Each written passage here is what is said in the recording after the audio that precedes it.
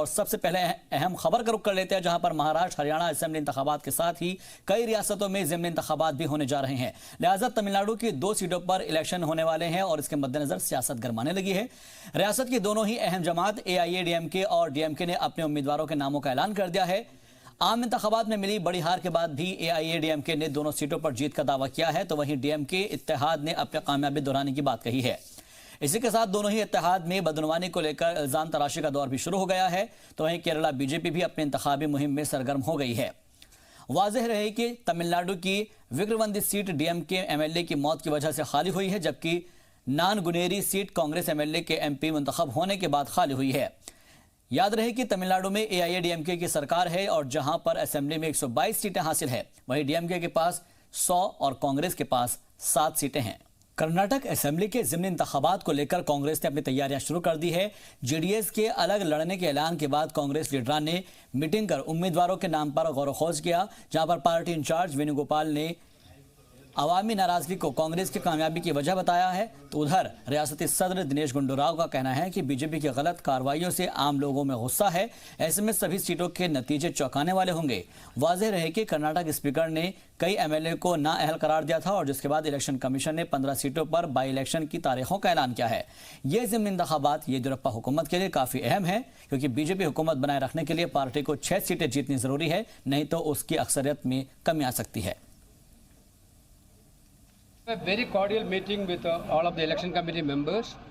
Unanimously, we decided to fight against the BJP's vendetta politics and the way in which they are ruling the state. We are discussing the list. We are not finalized so far, but today we have a long discussion about each and every seats. Definitely, we will keep in that mind. And finally, we will have a further consultation with our leaders and local leaders. In this way, we have discussed everything and we are almost in the process of finalizing the candidate. Within 1 or 2, we will declare the candidates. Everybody is very much concerned about the future of the party. Now we are facing through the difficult period. I told you about the BJP is doing vendetta politics on our Congress leaders and their governance is very bad. You can see zeroed in on all the constituencies, taken on general opinion of all the election committee members, and we've consulted on what we should do. And we have finalized a few constituencies. Some constituencies require more consultations, which we'll be doing it today. We're waiting for Supreme Court's order also. Based upon that, we will take up further consultation, because some constituencies a lot of competition. So we are speaking to all the candidates and trying to see that there is no, disturbance. So, but overall, was a very good meeting, and we will take it up. We'll take it forward now. और वहीं इस मौके पर साबिक deputy CM जी परमेश्वर की नाराजगी की खबरों को कांग्रेस ने खारिज कर दिया है। उनका कहना है कि किसी की जरूरी काम की वजह से वो आज मीटिंग में नहीं पहुंच सके। No, he has some other meeting. He told me, he take a leave for me. No, he don't try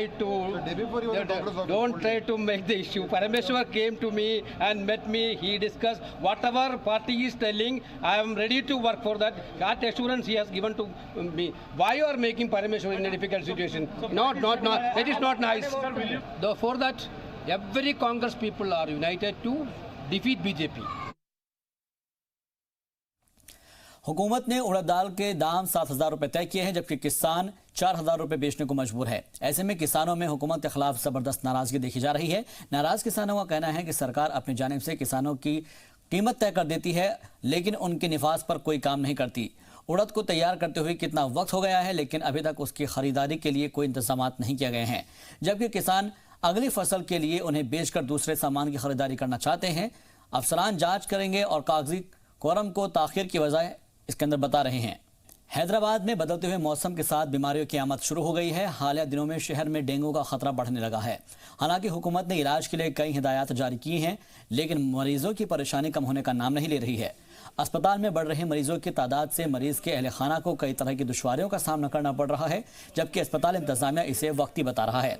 उनका कहना है कि बड़ी तादाद में मरीजों के आने से कुछ दिक्कतें हैं, लेकिन अस्पताल इंतजामिया हर सहूलियत मुहैया कराने को तैयार है। संगारेड्डी में जो है मस्जिद को रोड वेंडिंग में मस्जिद ग्रेवयार्ड्स ले रहे थे, तो परसों रात में सीईओ साहब को बोल के मस्जिद और ग्रेवयार्ड्स जो है ना रोकना बोल के हम लोग इमीडिएट वो एक्शन लेके रुकाए और उन लोगों को बुलाए और कलेक्टर को लेटर दे दिए कि ये अवार्ड कैसा पास करे हमारे बगैर परमिशन के बोल के। इंशाल्लाह जो है वहाँ पर कोई भी वही संगारेड्डी बोल के नहीं है, पूरे तेलंगाना स्टेट में हो या पूरे इंडिया में हो, मस्जिद, दरगाह, ग्रेवयार्ड्स और आशुरखाना, ये 4 चीज़ों को कोई भी डिस्टर्ब नहीं कर सकते। रोड बेंडिंग भी है तो बाजू से चले आना रोड। अब मंदिर हो या मस्जिद हो, कुछ भी हो, बाजू से जाते ना भाई, सेंटर में आने तो नो प्रॉब्लम, मगर उसको तोड़ के आप जो है ना रोड बेंडिंग करेंगे तो पब्लिक खामोश नहीं बैठती, पब्लिक बिल्कुल फिसाद हो जाता है उससे। इससे जो है ना बहुत से दुश्वारियाँ होते, लिहाजा वो चीज़ छोड़ना बिल्कुल छोड़ के आप बाजू से काम कर लेना है। वो दिल्ली के तिहाड़ जेल जाकर आज कांग्रेस लीडरान ने डीके शिव कुमार से मुलाकात की, तो दूसरी जानिब जेल में बंद साबिक वजीर खजाना पी चिदम्बरम से उनके बेटे कार्ति ने मुलाकात की। कांग्रेस के सीनियर लीडरान से मिलने के बाद कार्ति चिदम्बरम ने एक बार फिर से अपने वालिद के साथ सियासत का इल्जाम लगाया। उन्होंने कहा कि चिदम्बरम किसी मामले में मुजरिम नहीं है, लेकिन हुकूमत के खिलाफ बोलने वालों को किसी तरह से खामोश कराना मकसद है। वाज़ेह है कि आईएनएक्स मीडिया केस में पी चिदम्बरम 5 सितंबर से तिहाड़ जेल में बंद है। हाल ही में उनसे मिलने के लिए यूपीए चेयरपर्सन सोनिया गांधी और साबिक पीएम मनमोहन सिंह तिहाड़ पहुंचे थे, जबकि चिदम्बरम के यौम पैदाइश पर पीएम मोदी ने भी उन्हें मुबारकबाद दी थी।